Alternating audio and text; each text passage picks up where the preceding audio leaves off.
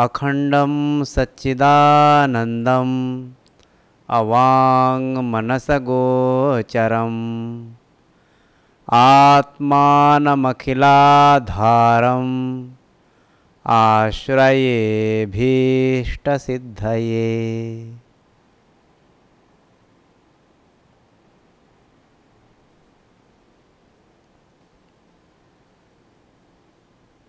গত ক্লাসে আমরা বেদান্তের লক্ষণ কি সেই নিয়ে আলোচনা করেছিলাম। বেদান্তের লক্ষণ জানার পরেই যারা এই শাস্ত্র জিজ্ঞাসু তাদের মনের মধ্যে জিজ্ঞাসার উৎপত্তি হয়। সেই জিজ্ঞাসার উৎপত্তি নিরসনের জন্য গ্রন্থকার এবার অনুবন্ধের বিচারের মধ্যে প্রবেশ করছেন। প্রবৃত্তি যখন হয় তার একটা হেতু থাকে, সেটি হচ্ছে অনুবন্ধ প্রসঙ্গ। অনুবন্ধ কি? আচার্য সদানন্দ যোগীন্দ্র উনি তার সংজ্ঞা নিরূপণ করেছেন ওনার ভাষায়। अस्य वेदांत प्रकरणत्वात् तदीयैः एव अनुबन्धैः तद्वत्ता सिद्धेः न ते पृथक् आलोचनीयाः। এই যে বেদান্ত সার, এটা একটি প্রকরণ গ্রন্থ। এটি যে মূল গ্রন্থের যে বিশেষ অংশ নিয়ে আলোচিত হয়েছে, সেই যে অদ্বৈত বেদান্ত, সেই অদ্বৈত বেদান্তের যা যা অনুবন্ধ, এতেও সেই একই অনুবন্ধ থাকবে। তাই নতুন করে উনি আলোচনা করছেন না। উনি বলছেন এই বেদান্ত সার গ্রন্থটি মূল বেদান্ত শাস্ত্রের প্রকরণ গ্রন্থ বলে সেই মূল বেদান্তের অনুবন্ধ দ্বারা এরও অনুবন্ধ সিদ্ধ হয়। এই গ্রন্থে তাদের পৃথক আলোচনা অনাবশ্যক। অনুবন্ধ এটা কি আরেক নামে বলা হয় নিমিত্ত। মঙ্গলাচরণে যে অবশ্য কর্তব্যগুলোর মধ্যে যেগুলো থাকে তার মধ্যে একটি অনুবন্ধ নিরূপণ। অনুবন্ধ কি? অনু स्वज्ञानात् अनन्तरं बध्नन्ति शास्त्रे ग्रन्थे वा आसज्जयन्ति प्रवर्तयन्ति ये ते अनुबन्धाः। অর্থাৎ যারা নিজেদের জ্ঞান জন্মিয়ে পুরুষকে শাস্ত্র বা গ্রন্থ পাঠে প্রবৃত্ত করে, তাই অনুবন্ধ। আমরা জানি যে কোনো রকম বিশেষ প্রয়োজন না থাকলে কোনো বোকাও কোনো কাজে প্রবৃত্ত হয় না।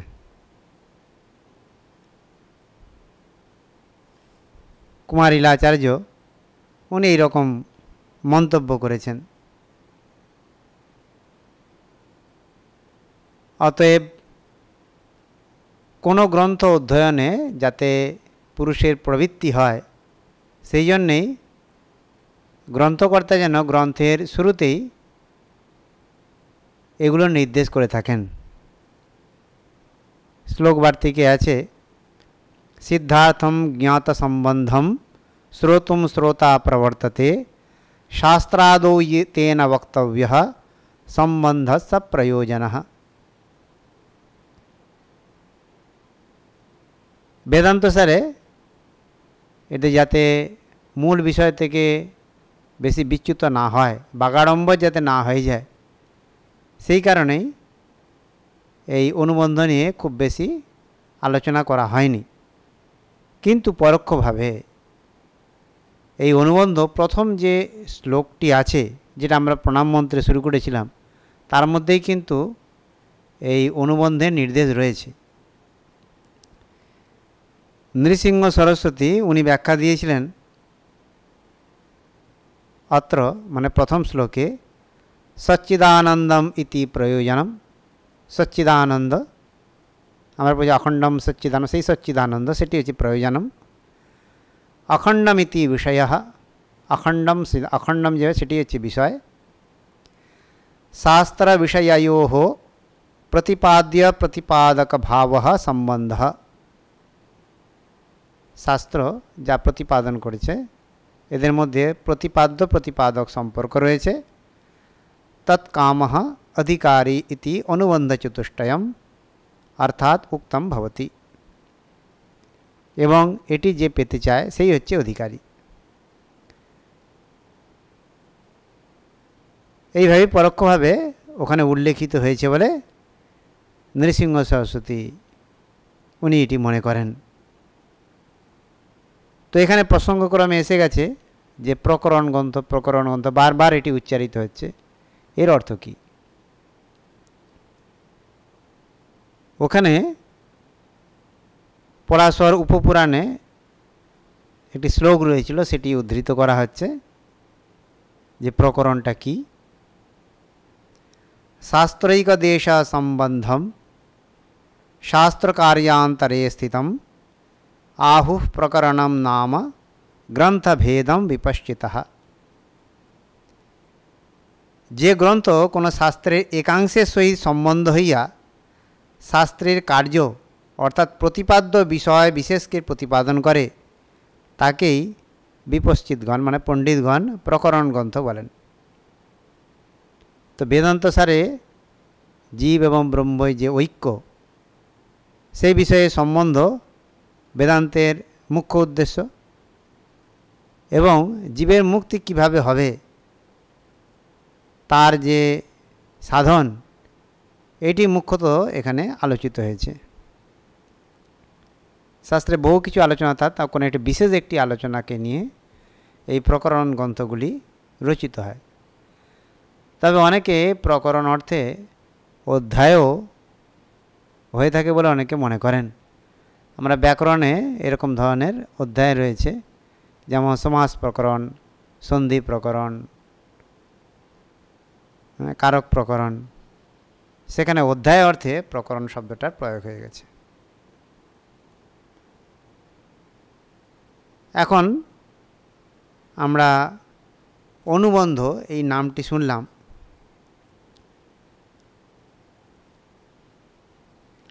এই সেই অনুবন্ধটা কি, এটা নিয়ে প্রশ্ন আসবে। সূত্রগুলো এরকমভাবেই, কারিকাগুলো এইভাবেই রচিত হয়েছে আর কি। কোনো একটা কিছু কথা বলার পরেই জিজ্ঞাসার মনে প্রশ্ন লাগে, তাহলে ওইটা কি, এটা কি। ঠিক সেরকম অনুবন্ধ সম্পর্কে সাধারণ আলোচনা হলো, তারপরে আরও বিস্তারিতভাবে জানতে চায় জিজ্ঞাসু, তার উত্তরে অনুবন্ধ চতুষ্টয় কি সেটার আলোচনার দিকে যাচ্ছে।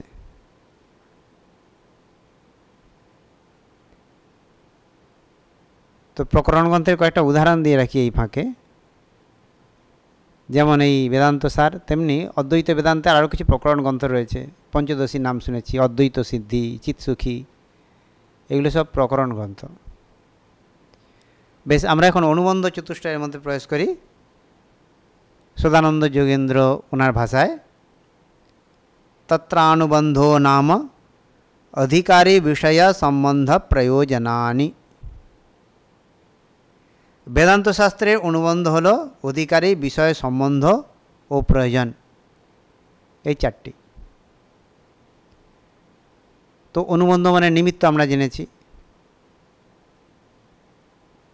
তো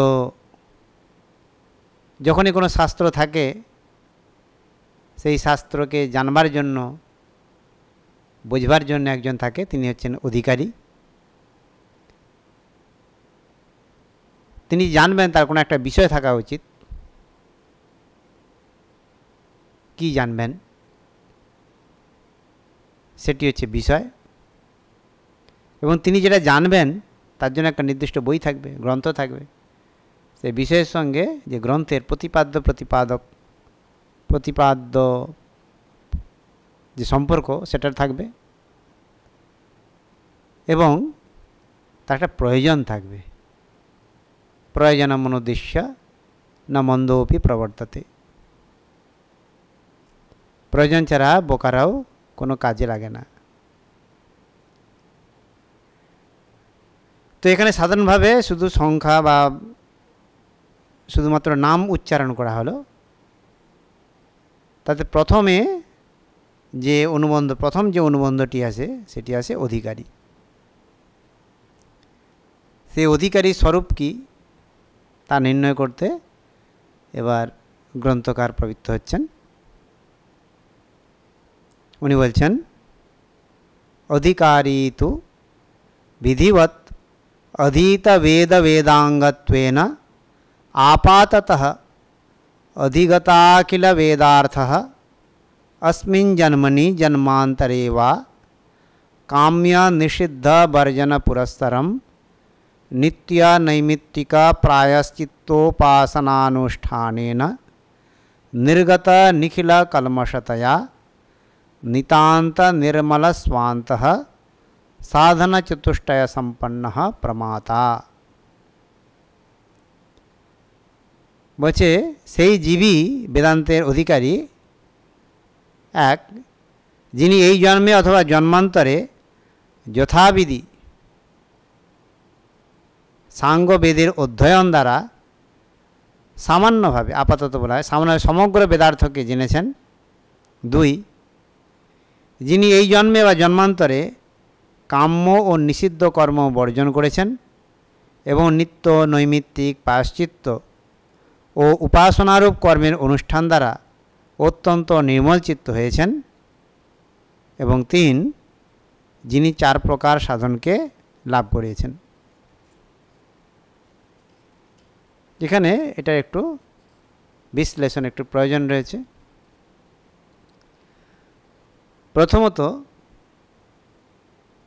যে লৌকিক এবং বৈদিক যে ব্যবহার, তাতে যে অভ্রান্ত জীব, তিনি অ্যাকচুয়ালি এই ব্রহ্মবিচারের অধিকারী। কিন্তু এই অবস্থাটা আসবে কি করে? আমরা যে সংজ্ঞাটা পেলাম আর কি অধিকারীর, তার পিছন দিক থেকে যদি দেখি, এই অধিকারী হতে হলে তাকে প্রথমত সাধন চতুষ্টয় সম্পন্ন হতে হবে। এই সাধন চতুষ্টয় সম্পন্ন হতে গেলে তাকে তার বুদ্ধি নির্মলতা, অন্তঃকরণের শুদ্ধতা প্রয়োজন রয়েছে। এবং অন্তঃকরণ শুদ্ধি আসবে এই সমস্ত নিষিদ্ধ কর্ম ইত্যাদি ত্যাগ করে, কাম্যকর্ম করে।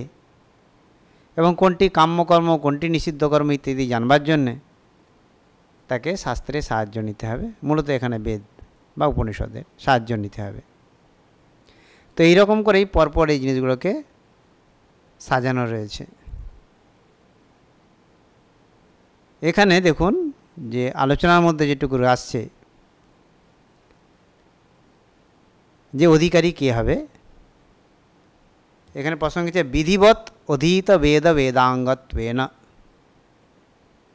বিধিবৎ মানে যে ত্রৈবর্ণিক যারা রয়েছে, ব্রাহ্মণ, ক্ষত্রিয় এবং বৈশ্য, উপনয়নের পর গুরুগৃহে বা আচার্যের কাছ থেকে তারা সাঙ্গ, শিক্ষা, কল্প, ব্যাকরণ, ছন্দ, জ্যোতিষ ইত্যাদি এই সমস্ত নিয়ে বেদার্থকে জানবে। এবং তাতে কি হবে? আপাতত অর্থ তিনি জানবেন। যদি অর্থজ্ঞান প্রথমেই হয়ে যায় আর কি, তাই তো ব্রহ্মজ্ঞান তো হয়েই গেল। সেই জন্যে আপাতত আমরা অনেক সময় বলি কি যে কণ্ঠস্থ হয়েছে, হৃদয়স্থ হয়নি, অনেকটা এইরকমই। আবার অনেক ক্ষেত্রে দেখা যায় বহু লোক যাদের ছোটোবেলা থেকেই এই সমস্ত গুণাবলী তাদের মধ্যে রয়েছে, অথচ তারা হয়তো এত এইভাবে সাধন চতুষ্টয় সম্পন্ন নয় বা শাস্ত্রাদি এইভাবে পড়েনি, অথচ তাদের মধ্যে এইরকম বৈরাগ্য, আকুমার বৈরাগ্য রয়েছে। কি করে হয়? তার ব্যাখ্যায় বলা হচ্ছে অস্মিন জন্মনি জন্মান্তরে বা, তারা হয়তো পূর্বজন্মে এই সমস্ত কাজগুলো করে ফেলেছেন। সেই কারণেই এখন এই জন্মে তাদের এই বৈরাগ্য এবং যে বেদান্ত চর্চার অধিকারী হওয়ার যে উপযুক্ততা সেটা তাদের মধ্যে প্রকাশ পাচ্ছে। একই রকমভাবে কাম্য কর্ম, নিষিদ্ধ কর্ম ইত্যাদি এই সমস্ত যেগুলো সব এই জন্মে যদি কিছু না দেখা যদি না যায়, তাহলে পূর্বকর্মে সেটি করা হয়েছে এটাই ধরে নিতে হবে। এতে হয় কি, তার অন্তর নির্মল অর্থাৎ শুদ্ধ মনে অধিকারী হন এবং তাকে সাধন চতুষ্টয় সম্পন্ন হতে হবে। এখানে কিছু কিছু শব্দ অল্প অল্প করে শুধুমাত্র উল্লেখ করে দেওয়া হলো। এইগুলো সম্পর্কে পরবর্তীকালে বিস্তারিত আলোচনা হবে, যে কাম্যকর্ম কী, নিষিদ্ধ কর্ম কী, নিত্যকর্ম কী, নৈমিত্তিক কর্ম কী, প্রায়শ্চিত্ত কী, তারপর সাধন চতুষ্টয় এই সমস্তগুলো কী, এইগুলো পরপর আলোচ্য বিষয় হয়। এই আলোচনাতে মূলে যে রয়েছে অধিকারী তু, তু শব্দটা কেন প্রয়োগ করা হয়েছে, এইখানে একটি আলোচ্য বিষয় হচ্ছে এই যে এটার পর ওটা আসবে এরকম নাও হতে পারে। যে আমরা বেদে যে কর্মকাণ্ড এবং জ্ঞানকাণ্ড পড়েছি, সেই কর্মকাণ্ডের পরে যে জ্ঞানকাণ্ডের মধ্যে তত্ত্ব জিজ্ঞাসা আসবে এরকম কোনো বাধ্যবাধকতা নেই। বহু ক্ষেত্রে দেখা যায় যে ব্রহ্মচারী তার মধ্যে বৈরাগ্য আসছে, সন্ন্যাস নিচ্ছে, কারণ শাস্ত্রে উল্লেখ আছে यदहरेव विरजेत तदहरेव प्रव्रजेत, যেদিনই বৈরাগ্য জন্মায় সেই দিনই প্রব্রজতা সন্ন্যাস গ্রহণ করবে।